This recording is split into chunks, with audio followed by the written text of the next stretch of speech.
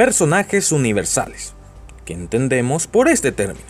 Pues bueno, personaje es un ser que participa dentro de una obra artística de ficción, protagonista y artífice de las acciones que le dan hincapié a la misma. Y universal es aquello que es famoso o conocido en todas partes. Por lo que literalmente personajes universales son aquellos personajes de ciertas obras, los cuales ya son conocidos prácticamente por todos. Por alguna razón ya están dentro de la memoria colectiva de la gente, independientemente a la obra literaria, artística o de entretenimiento a la cual pertenecen. O sea, son personajes que ya han trascendido más allá de aquellas obras donde realmente aparecen, ya sean cuentos, libros, novelas, etc.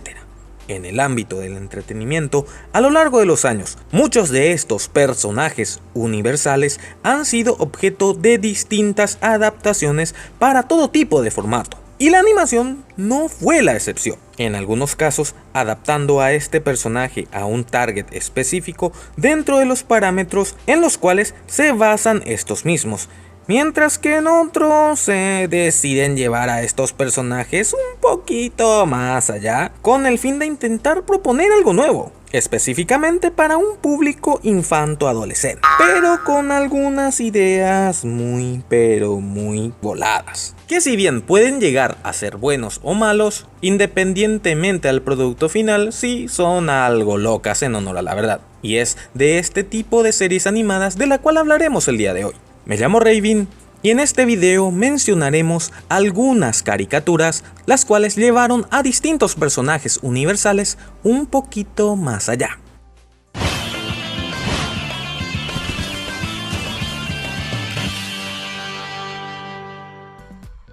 Antes de ir a la lista, debo dejar en claro que este no es un top, simplemente es un listado. E independientemente a la recepción que tuvo en su momento A o B serie animada, más que nada estaremos recalcando a qué niveles de exageración, ya sea en cuanto a ambientación o desarrollo de historia, fueron llevados estos personajes universales de la ficción. Que si bien personalmente a cada uno les puede gustar o no, estaré dando una breve opinión personal de estos que no son la verdad absoluta y que, repito nuevamente, es simplemente mi punto de vista. ¿Ok?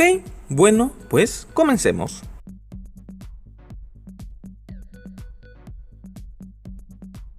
James Bond es un personaje protagonista de una serie de novelas, películas y otras adaptaciones originalmente creado por el novelista inglés Ian Fleming en el año 1953. En la actualidad, cuando escuchamos el nombre de este personaje, se nos viene inmediatamente a la cabeza aquel fenomenal espía y agente encubierto 007. En 1991, este personaje tuvo una versión animada algo diferente a las adaptaciones más conocidas del popular agente 007. Y si bien técnicamente no es el mismo James Bond de las otras obras, prácticamente en esencia era ese personaje que todos conocemos, pero algo más juvenil. Hasta se presentaba de la misma forma, nomás vean. Bond, James Bond Jr. Sí, James Bond Jr. es el sobrino del popularmente conocido agente 007 original. Dentro de esta serie deberá luchar contra el crimen a la par de cursar en simultáneo la universidad. Con ayuda de IQ o sesos en la versión latinoamericana, nieto del Q original, junto con otros compañeros de clase. Esta serie animada, en comparación con las otras, sobrepasa notoriamente aquellos hechos imposibles, inventos extraordinarios y científicos locos que querían conquistar al mundo. James Bond Jr. en su momento fue un éxito, una propuesta llena de aventuras y acción con un tinte juvenil, sin ser demasiado fiel a lo explayado en las novelas originales, pero manteniendo ciertas referencias a esta, como menciones de algunas situaciones o personajes o típicos recursos de sus adaptaciones más conocidas, como por ejemplo el conquistar o coquetear con diferentes chicas a lo largo de los capítulos, pero sin ser vulgar obviamente, porque esta serie era para niños, ¿no? James Bond Jr. contó con una temporada de 65 episodios, y quizás al día de hoy la animación se vea algo mala, secuencias de acción no de muy buena calidad y algunas incongruencias en su historia, pero para algo que se creó en los primeros años de los 90, sí, estuvo bien. Y quizás dentro de esta lista de caricaturas es la que menos se voló en su concepto. Como dato curioso, en 1967 se lanzó una novela con el título de 003 y medio, Las aventuras de James Bond Jr., donde quizás la idea de un James Bond juvenil se haya sentado. No obstante, fue un fracaso absoluto y la serie animada no tiene nada que ver con esta serie de novelas.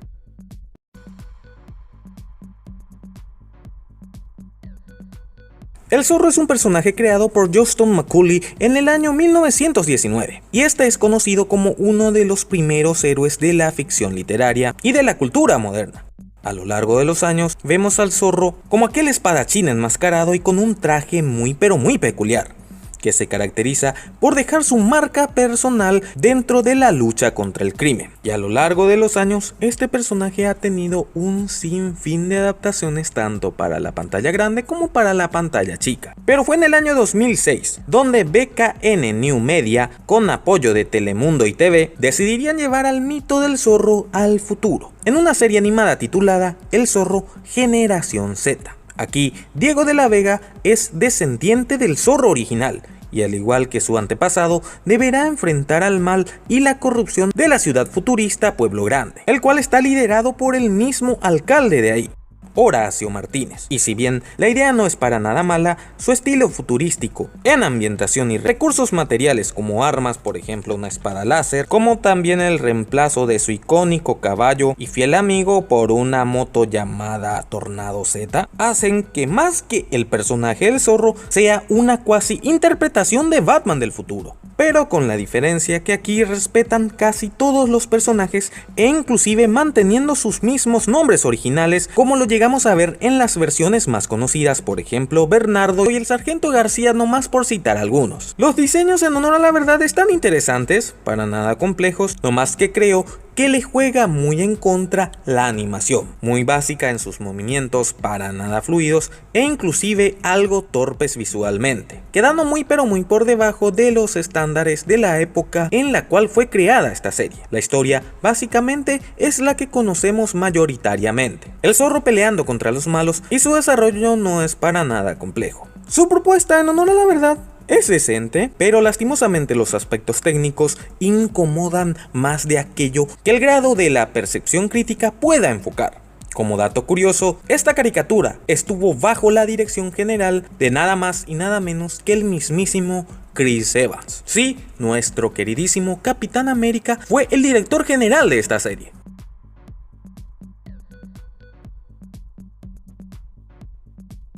Robin Hood es un arqueotípico héroe del folclore medieval inglés, el mejor arquero del mundo, defensor de los pobres y oprimidos, popularmente conocido como aquel forajido que le robaba a los ricos para dárselo a los pobres. Si bien este personaje es una leyenda de Inglaterra, es mundialmente conocido por ser objeto de diferentes adaptaciones, y de la cual hablaremos en este video es de la versión animada de 1966, a cargo de la empresa canadiense Kent's Field, Rocket Robin Hood, o como lo conocimos en Latinoamérica, Meteoro Robin Hood. Esta serie se desarrolla en el año 3000, dentro de un asteroide llamado Sherwood, donde Rocket Robin Hood, o Meteoro Robin Hood, junto con sus compañeros, los Hombres Felices, lucharán contra el Príncipe Juan en naves espaciales. Y si bien la idea de un Robin Hood en el espacio exterior fue primeramente abordado en Argentina entre los años 1957 y 1958 en formatos de novelas juveniles pertenecientes a la editorial Acme, con ese nombre literalmente, o sea, Robin Hood en el espacio, no es una adaptación de aquellas novelas, sino una mezcla entre los conceptos básicos de la leyenda de Robin de Locksley y de la aquel entonces muy popular serie de televisión Star Trek o Viaje a las Estrellas de 1966. Tanto en la narrativa, sus conflictos, la ambientación y su desarrollo era muy similar hacia aquello que se explayaba en esta franquicia muy popular. De alguna manera creo que se querían aprovechar de esa misma popularidad para colocar a la serie animada dentro de ese target. Como pueden ver, está bajo los estándares de la animación de aquella época.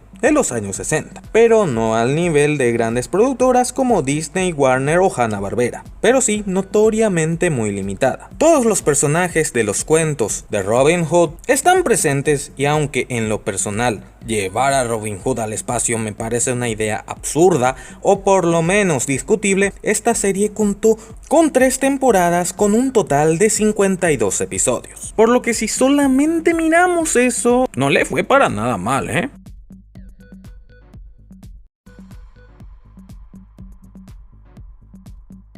El rey Arturo es un conocido personaje de la literatura europea, representado como un monarca ideal tanto en la guerra como en la paz. El primer relato o referencia a la vida de este personaje se encuentra en la historia de los reyes de Britania del escritor galés Godofredo de Monmouth del año 1966. Desde aquel entonces hasta la actualidad, las aventuras del rey Arturo y sus caballeros han sido explotados para todo tipo de medio: libros, novelas, cine y obviamente, como no podía faltar, la animación. En 1992, Golden Films, junto con CID Entertainment y BotBot Entertainment, lanzaron una serie animada titulada El Rey Arturo y los Caballeros de la Justicia.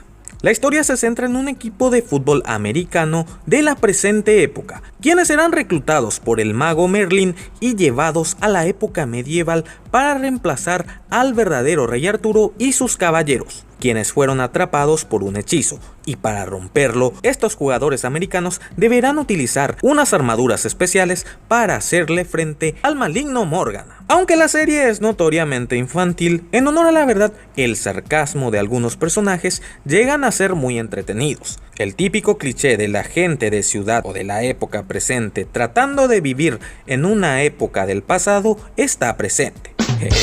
¿Entendieron? De una época pasado está presente porque están en el presente.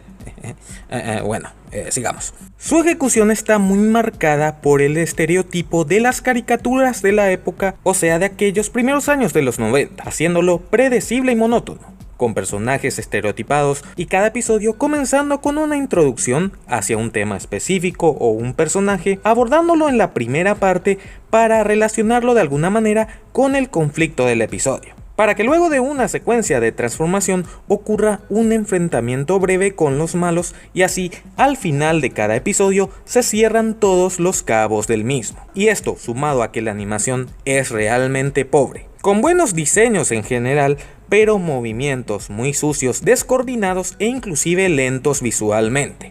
Esta serie contó con 2 temporadas de 3 episodios, que en honor a la verdad, cuando era niño en aquellos años 90 me encantó, más que nada por su hermoso opening que le dieron.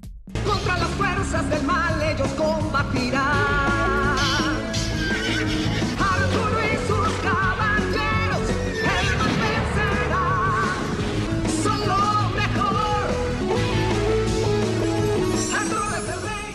Nomás escuchen qué rolón, la verdad. Como dato curioso, el que estuvo a cargo de esta serie animada fue nada más y nada menos que Shuki Levy, el cual al año siguiente se uniría con Saban para crear la adaptación americana de los Super Sentai, o sea, Power Rangers. Es por eso que la estructura de cada capítulo se asemeja a esta popularísima serie icónica.